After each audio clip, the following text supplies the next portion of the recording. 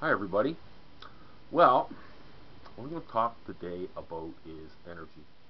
I'm going to stay with the energy theme, and I'm going to talk about transportation.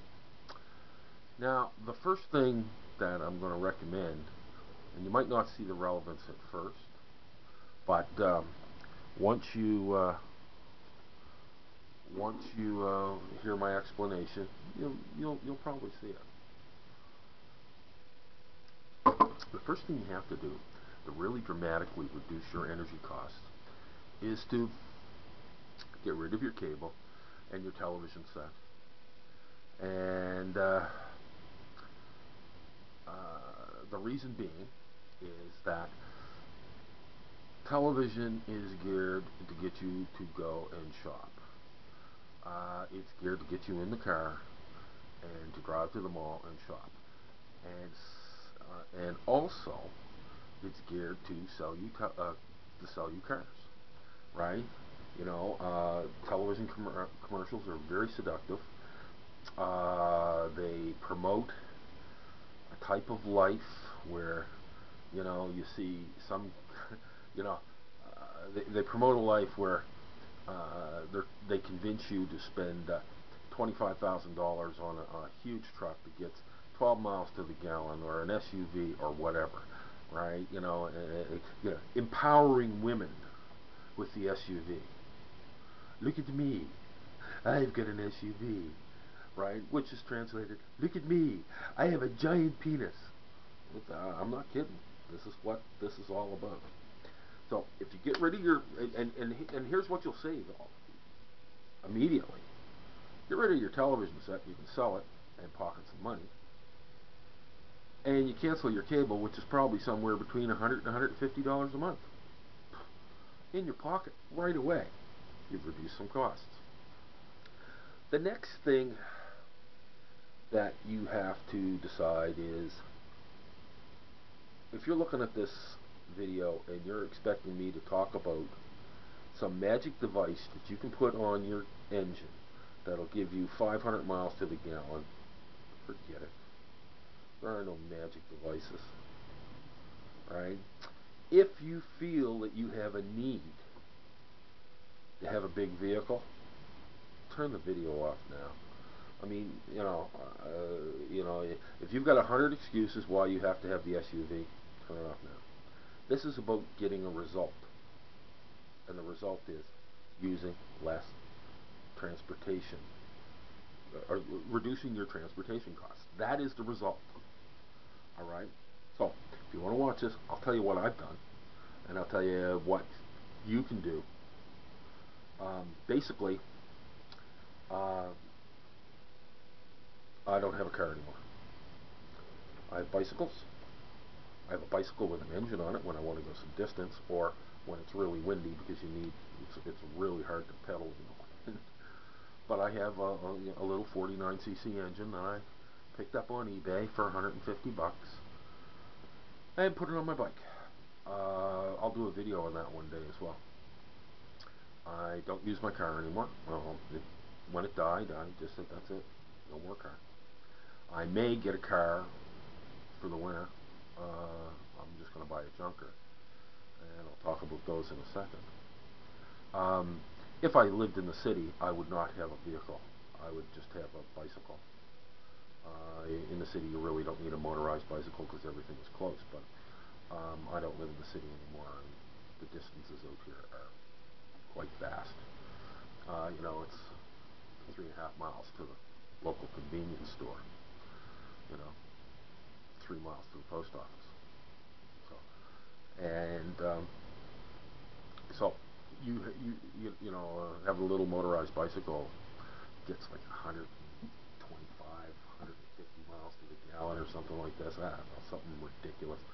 I know from the 1st of October to the 1st of January, and I drove the thing almost every day, plus used gas for my chainsaw.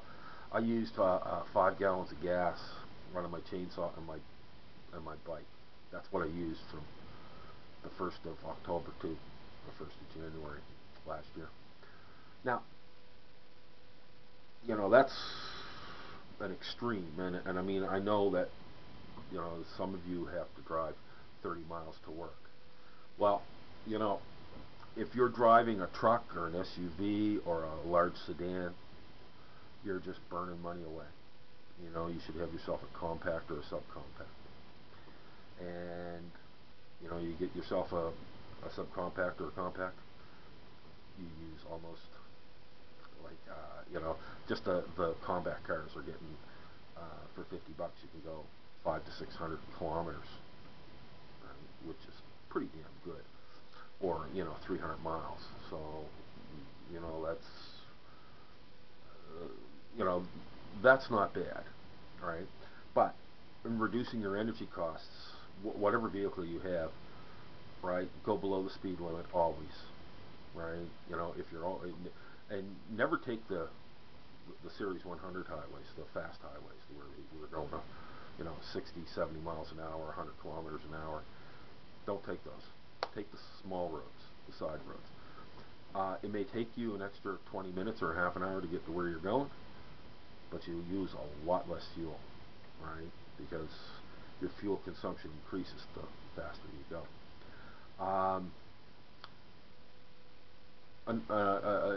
There's other ways. Use public transportation as much as you can, right? Most cities have public transportation, and oh yeah, in the movies they always say, oh yes, they're gonna take the bus. Oh no, it's not that big, right? This is garbage. You meet all kinds of people on the bus. When I go in the city, I take the bus. How do I get in the city? I'll hitchhike it. So there's people going in the city all the time. You don't really need a car out here. You just go down the road, stick your thumb out. You can go into town, you can go into the local town, or you can go into the city. Doesn't matter. I don't know if I hitchhike in Los Angeles, but down here everybody knows everybody. So, but the best way to reduce your cost is not to use. Okay? Let me repeat that. The best way to reduce your costs is to not to use it. If you have to use it, look for an alternative. Okay? You look for an alternative. Now, when I say that you look for an alternative, it's like, get rid of the television, get rid of the commercials. Then you can sit back and think, geez, I need transportation. I have to go so many miles every day, there and back, get the smallest engine possible to transport me there. It would be great if we were all millionaires, we could all afford a hybrid, but we're not. So you have to go to the smallest vehicle you can get. Now, when purchasing a vehicle, never, never, never buy new. Did you hear what I said? Never buy new. Let me repeat that one more time. Never buy new.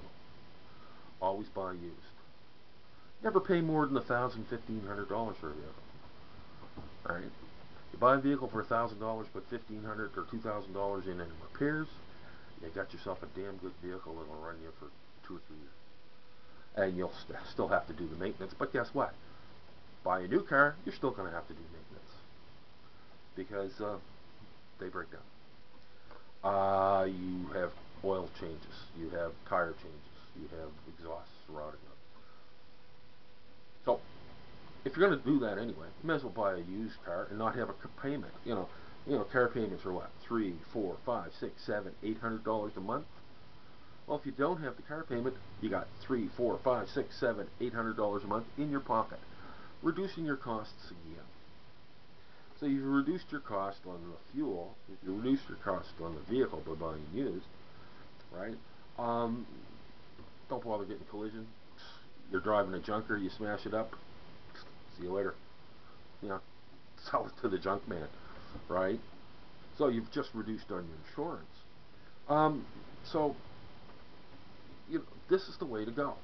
Buy used, buy cheap, buy fuel efficient, or don't use. In this way, you will reduce a big chunk. Like, you sit down and you do your budget, and you look at fuel costs. I can just well imagine what they're like, you know. And then there's the incidentals, like I said. You have a TV and you watch it, and it's like they make you want to go out for pizza or go out for fast food. So you'll go out and you'll pay what, $6 for you know, a meal at Mickey D's, right? So you've just paid $6 for, oh, I don't know, 75 cents worth of food instead of whipping up a hamburger, right? Making your own French fries. You take a potato, you cut them up, put them in some oil. Fantastic. Um, you know, why? Those are the incidental costs, right? Drive-throughs. Never use a drive-through. Never. You sit in a drive-through, and your engine's running, and you're burning fuel, right? You know, I know people that go through drive-through, like we have Timmy's up here, you know, the coffee place, and they have the drive-throughs, and they go through the drive-throughs 2 or 3 times a day, sitting there, maybe take 5 minutes just idling, right? You do this day in, day out, year in, year out, and if you're sitting there in a big truck or a big sedan, man, I'm going to tell you something. It's not, you know, that's a lot of fuel. So anyway, that's basically all I have to say on that. Till the next time.